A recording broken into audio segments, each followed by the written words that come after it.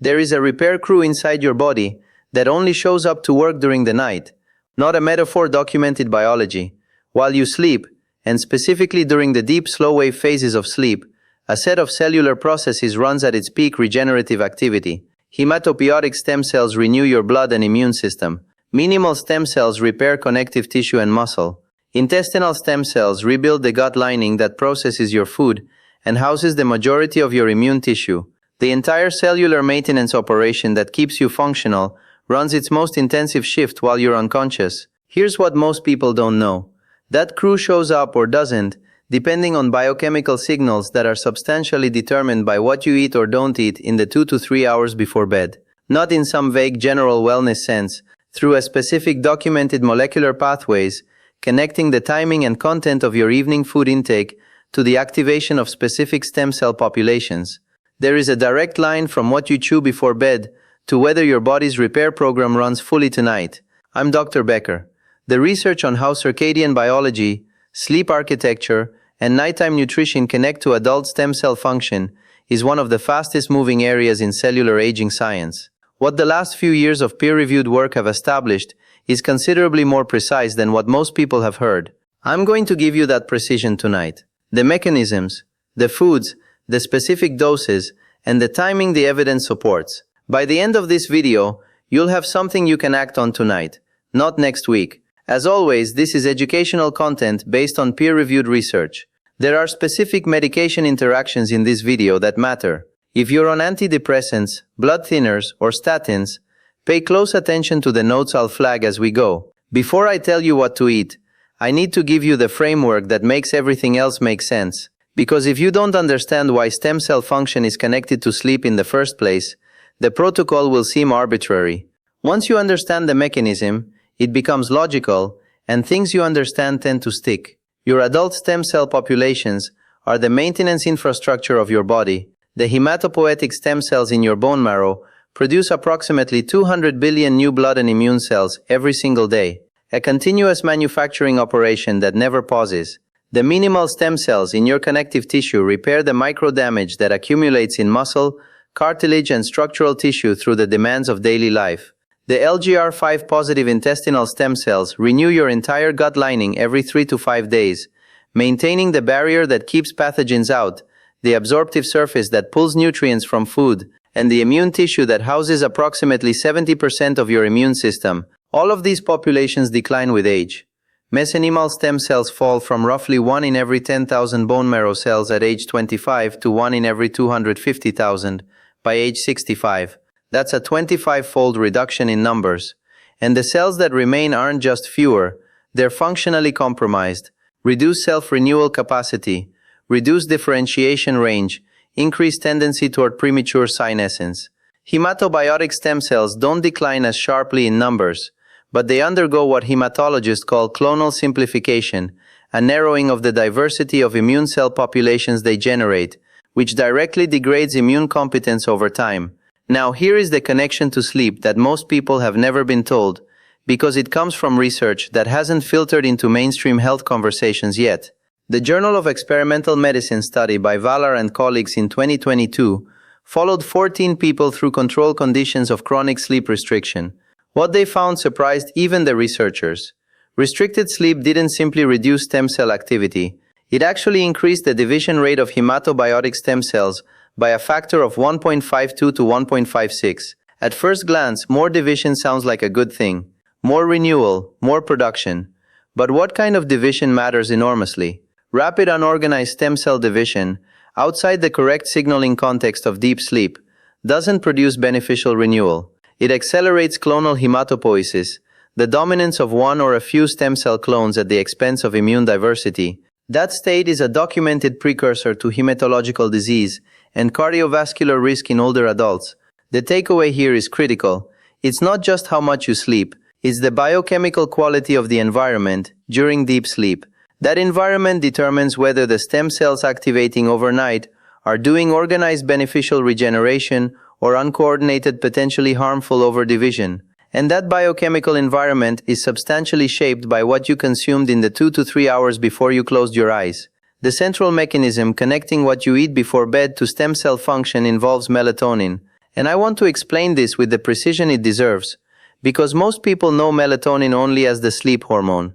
What it does inside stem cells is a different story entirely. Melatonin is produced primarily by the pineal gland in response to darkness. Its production begins 1 to 2 hours before the environment fully darkens, peaks in the early morning hours, and disappears with light. Most people know that profile. What most people don't know is that melatonin has receptors on cells throughout the body, including direct receptors on minimal stem cells, and when melatonin binds to those receptors, something specific happens at the molecular level. The study by Ho and colleagues, published in International Journal of Molecular Medicine in 2019, worked with human minimal stem cells derived from adipose tissue, the most clinically accessible MSSE, source, and documented 2 findings that matter enormously for anyone over 50. First, melatonin binding to MSE receptors promoted cell proliferation by inducing the expression of SOK2. SOK2 is what cell biologists call a stemness transcription factor. It is the gene that keeps stem cells being stem cells. It maintains their capacity for self-renewal and for differentiating into multiple cell types when tissue repair requires it. When SOX2 expression is low, stem cells mature prematurely into a single specialized type and lose the regenerative versatility that makes them valuable. Melatonin keeps SOX2 expressed. It keeps the stem cells stem cells. Second, melatonin inhibited replicative senescence in MSCs through the activation of SIRT1. You may have heard of SIRT1 in the context of NAD+ and aging. It's one of the primary anti-aging SIRT1 proteins. When melatonin activates 1 in menal stem cells, it delays their entry into cellular senescence. Why does that matter? Because stem cells don't just stop working.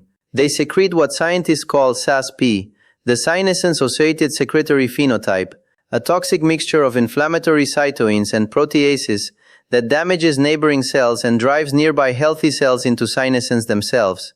Every MSE that enters senescence prematurely doesn't just stop contributing to repair.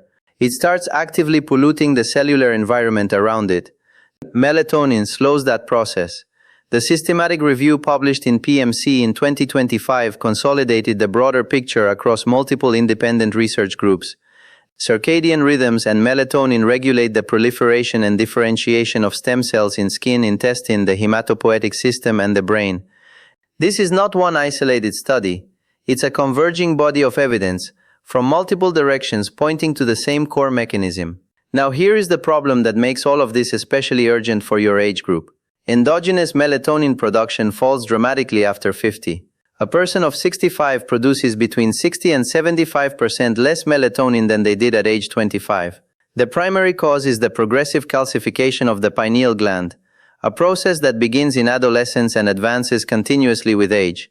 By the mid-60s, many people's pineal glands are secreting a fraction of what they once did. The repair crew's activation signal, melatonin, arrives at the stem cells each night as a whisper compared to the clear signal those cells received decades ago. The stem cells are still there. The receptors are still there. The machinery for SOC2 activation and SIRT1 engagement is still there, but the signal triggering all of it has been reduced by up to 3/4. The construction crew is at the site. The phone just isn't ringing. This is why nighttime nutrition matters biologically, not as a vague wellness concept, but as a direct intervention. There is a dietary compensation pathway for the declining pineal gland. It operates through the amino acid tryptophan, and it only works if you use it at the right time. The conversion pathway works like this.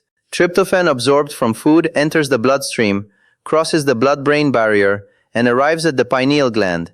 During daylight hours, with light-driven serotonin production dominating, tryptophan converts preferentially into serotonin.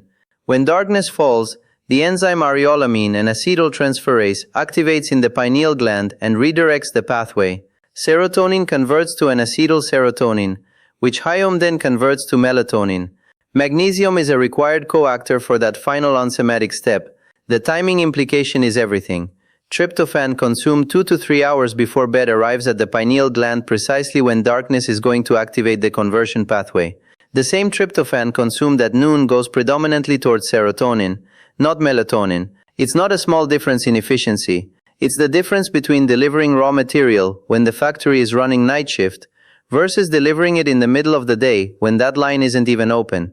Same nutrient, same food, Completely different biological outcome, depending solely on when you consume it. Let me walk through the specific foods with the precision this deserves. Pumpkin seeds are the highest yield tryptophan source in the whole food category by a significant margin, at approximately 576 megs of tryptophan per 100 gram, a 28-gram handful, about what fits in your palm, delivers roughly 160 megs of tryptophan in the melatonin synthesis window. Beyond tryptophan, pumpkin seeds contain magnesium and zinc, both of which are direct co-actors in the melatonin synthesis pathway. When you eat a handful of pumpkin seeds before bed, you're not just delivering the substrate, you are delivering the substrate, the enzymatic coactor, and the mineral. The final conversion step requires simultaneously the practical format: plain, lightly toasted, if you prefer. A small bowl 90 minutes before bed, nothing elaborate, no preparation required. Walnuts provide approximately 150 milligrams of tryptophan per 30 gram serving, alongside alpha-linolenic acid, the plant-based omega-3, which contributes to the phospholipid composition of cell membranes in stem cells. Healthy cell membranes improve receptor function, including the melatonin receptors on MSCs that this whole mechanism depends on. A 30-gram portion eaten plain or mixed with a small portion of plain yogurt provides the tryptophan contribution without the digestive burden that would disrupt sleep quality. Ripe banana deserves special mention because of what accompanies the tryptophan vitamin B6. B6, specifically pidoxal phosphate, is a direct coactor in the enzymatic conversion of tryptophan to serotonin and from serotonin toward anethylserotonin. The riper the banana, the higher the B6 bioavailability. A medium banana consumed 60 to 90 minutes before bed provides both the tryptophan substrate and a key cofactor the pineal gland needs for efficient conversion. For people who find larger evening food intake disrupt sleep, this is the lightest touch option on the list. Low volume, high biological utility. A small portion of turkey or chicken breast, 60 to 80 grams, eaten as part of dinner 2 to 3 hours before bed, contributes meaningfully to the evening tryptophan pool. Turkey has among the highest tryptophan concentrations per gram of any common food.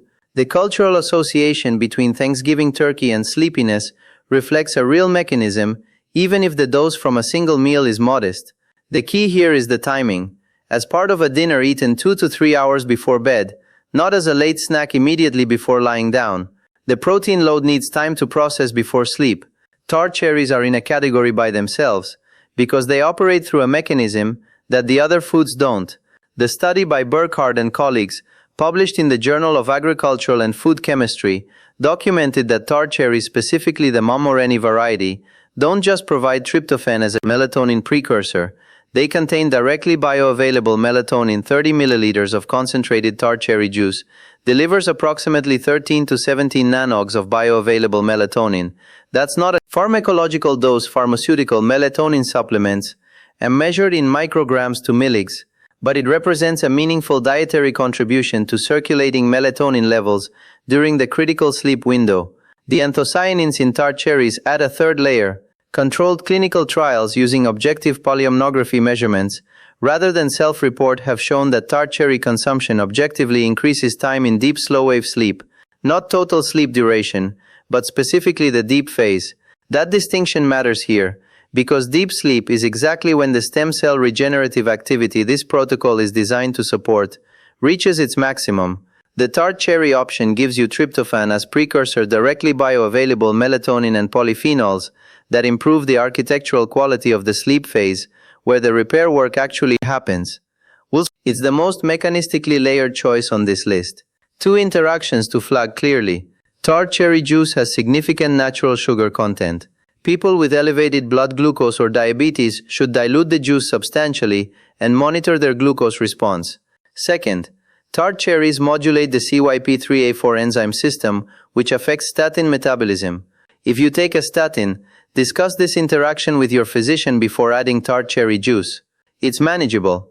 It's not a prohibition, but it requires an informed conversation. The overnight fast is the second mechanism in this protocol, and it operates on a completely different stem cell population through a completely different pathway. Where the melatonin mechanism acts on minimal stem cells, the overnight fast acts on hematopoietic stem and progenitor cells, the HSPCs, by removing the insulin and IGF-1 signaling that keeps them suppressed.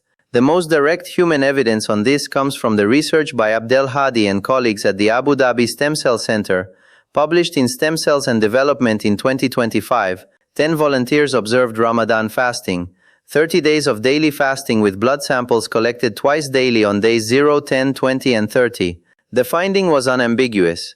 Fasting measurably increased the absolute count of circulating HSPCs, carrying the markers Lin negative and CD34 or CD133 positive.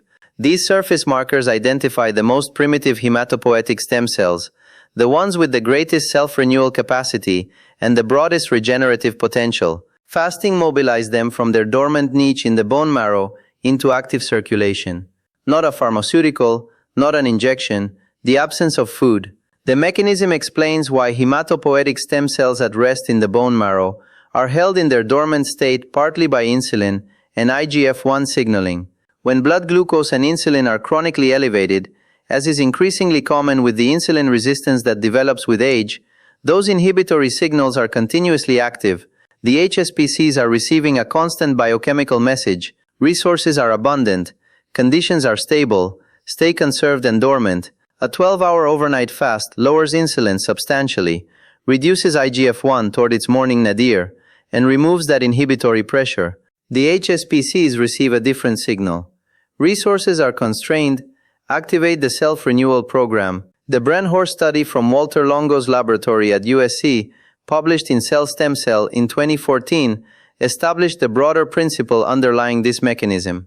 Fasting cycles activate a regenerative switch in hematopoietic stem cells through IGF-1 and pKa suppression. The paper documented immune system regeneration in mouse models and protective effects in cancer patients undergoing chemotherapy.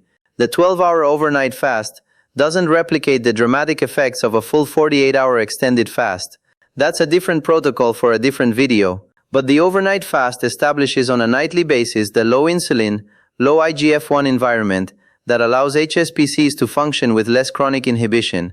Every night consistently, you're removing the chemical brake that aging and insulin resistance have been applying to your hematopoietic stem cells. Practically, this translates to one clear rule: finish eating before 8 p.m., ideally between 7 and 8, and don't consume anything more until breakfast.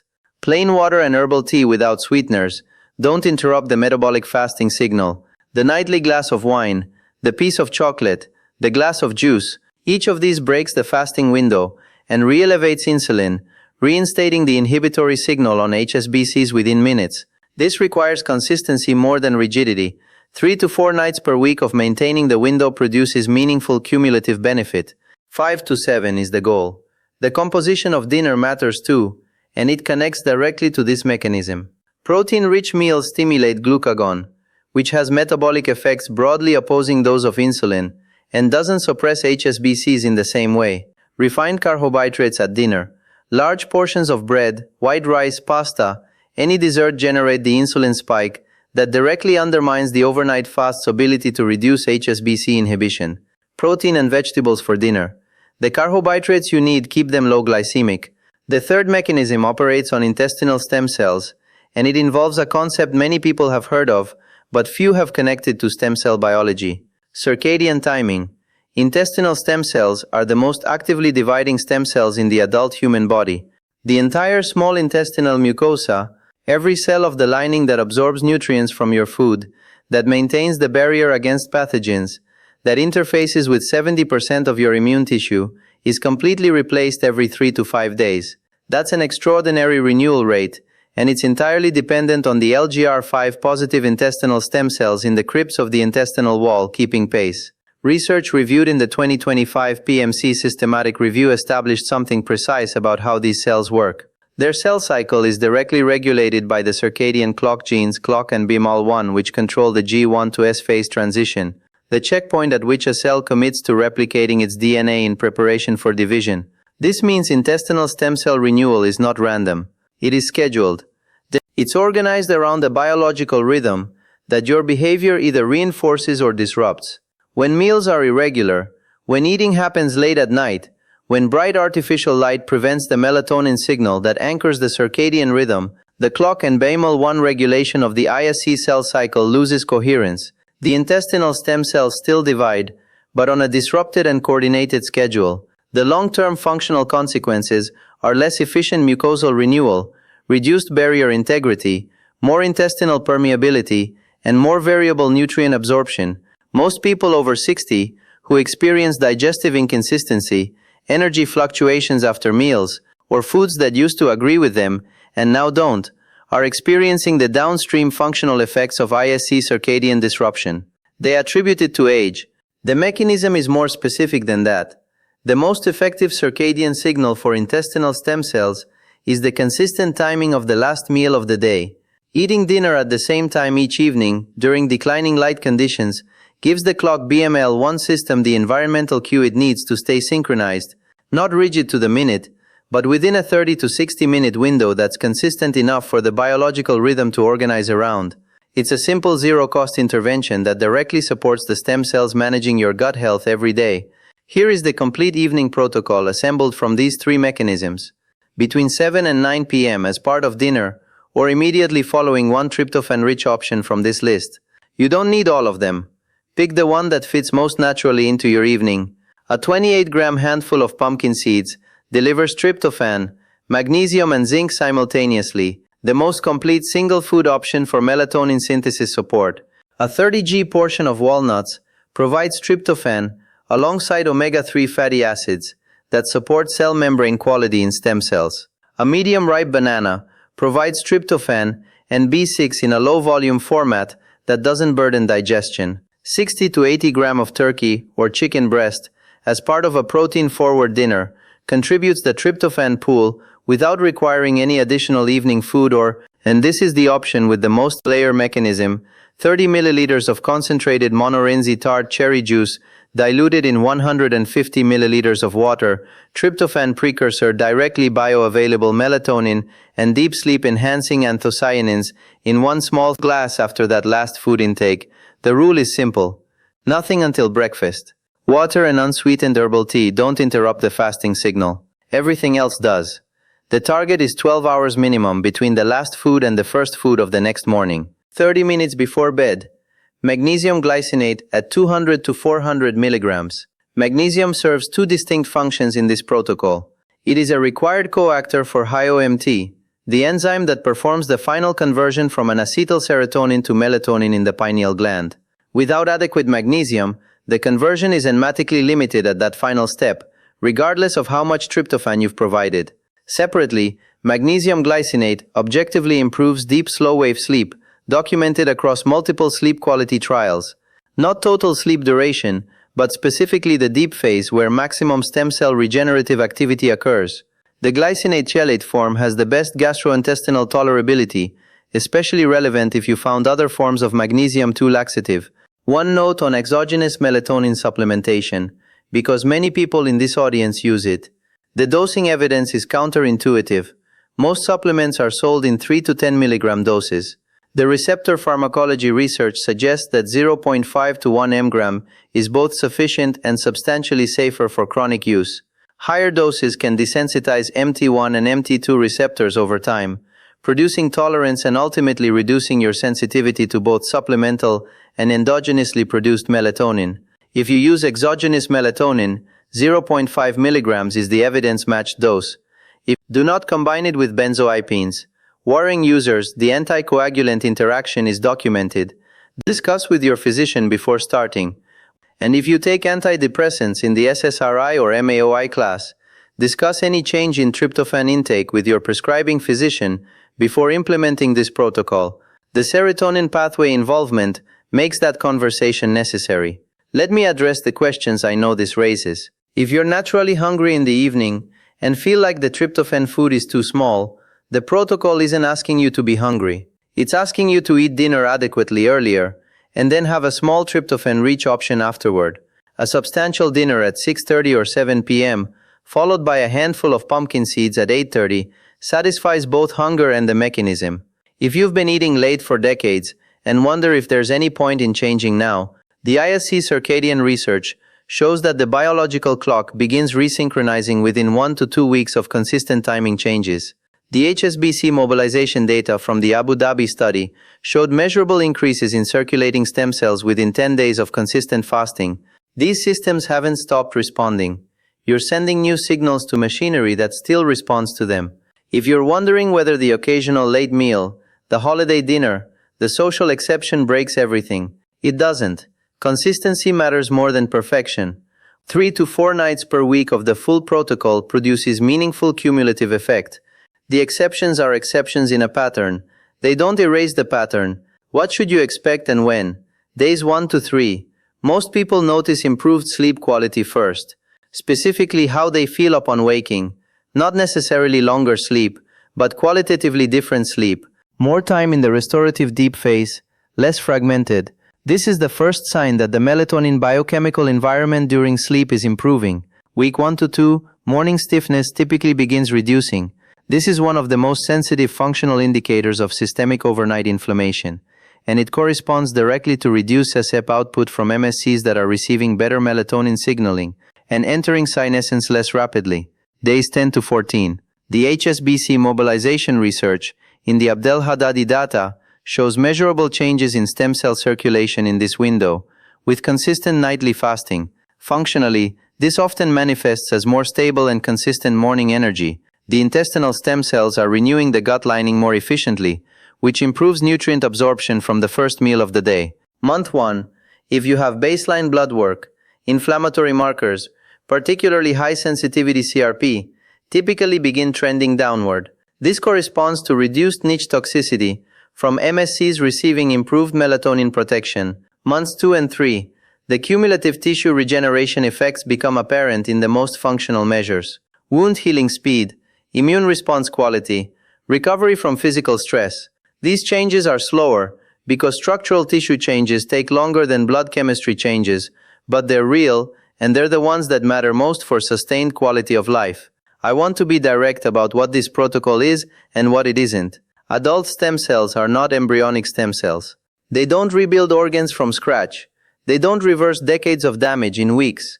What they do is maintain the tissues they inhabit continuously, reliably, at a pace that determines how functional those tissues remain as the years accumulate. Optimizing the conditions for that maintenance is not rejuvenation. It's ensuring the regenerative capacity you have is operating without the unnecessary suppression that a suboptimal biochemical environment creates. You have influence over that environment. Every evening, a handful of pumpkin seeds, a consistent dinner time, 12 hours without eating, and 200 milligrams of magnesium glycinate. The simplicity of the protocol is not a sign that it isn't doing something real. It's a reflection of how directly your behavioral choices connect to specific molecular mechanisms that the research has now mapped at the cellular level. The repair crew is there. The signal just needs to reach them. If this video was useful, the next one covers what happens to the same stem cell populations when you perform a 48-hour fasting reset.